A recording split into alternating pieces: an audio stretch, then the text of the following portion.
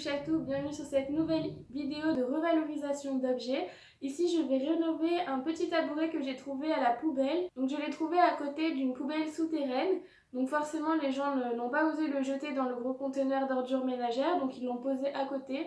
Et je me suis dit pourquoi pas le rénover même s'il est en mauvais état. Je pense que ce tabouret avait déjà subi une rénovation rapide, c'est-à-dire avec les produits du commerce sans ponçage et avec un tissu... peut-être un tissu pas fait pour être lessivé justement.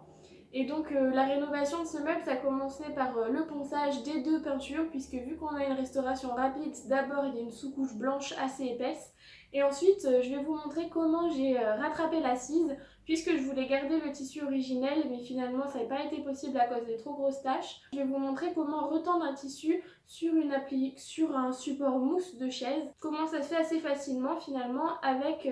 une agrafeuse murale. J'espère que la vidéo vous plaira, n'hésitez pas à me suivre sur Instagram et à vous abonner à ma chaîne. Avant de commencer la vidéo, je voulais vous faire un petit état des lieux du tabouret. Donc ici, sur la vidéo, on voit que l'assise est tachée et que les pieds ne tiennent absolument pas.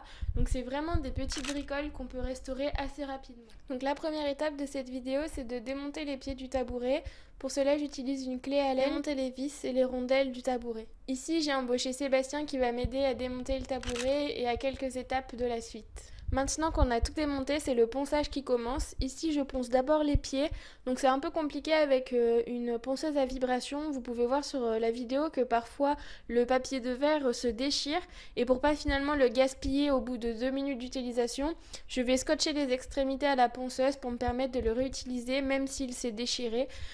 Donc là le ponçage est assez long puisque finalement les pieds ne sont pas rectilignes et il va y avoir des arrondis. Donc pour passer les arrondis parfois c'est un peu long et vu qu'on a déjà eu une transformation, on a ces deux couches. Il faut d'abord enlever le gris puis le blanc.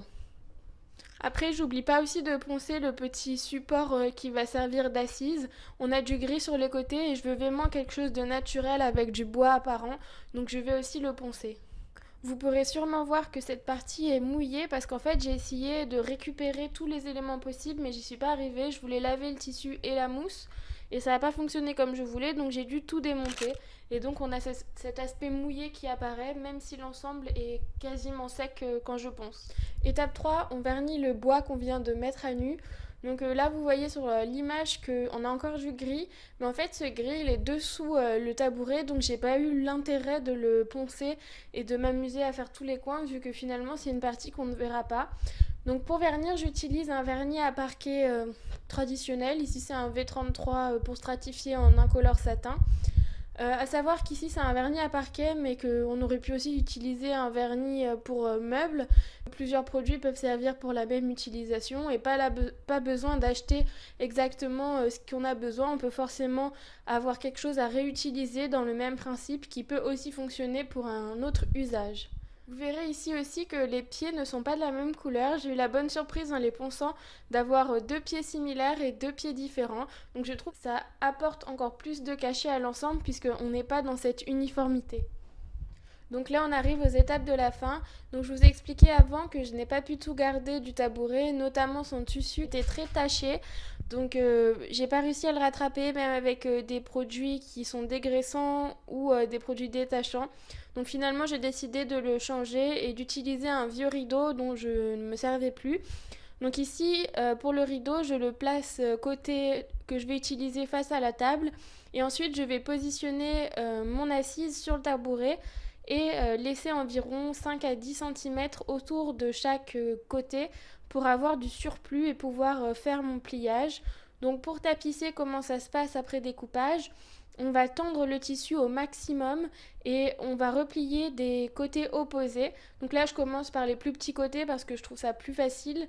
Et ensuite, on va plier les deux côtés qui restent en tirant aussi énormément et en ne pas oubliant de faire des jolis plis sur les arêtes pour ne pas avoir de tissu qui déborde. Et enfin, quand je vois que tout l'ensemble est fini, bien tendu, on va couper l'excédent de tissu parce que je trouve que ça est très esthétique, donc je préfère découper ce surplus. Dernière étape, on assemble tous les éléments que l'on a démontés. Donc on commence par visser l'assise au support et puis ensuite on va visser les pieds. J'ai renforcé des petits morceaux de bois qui bougeaient en mettant de la colle et des clous.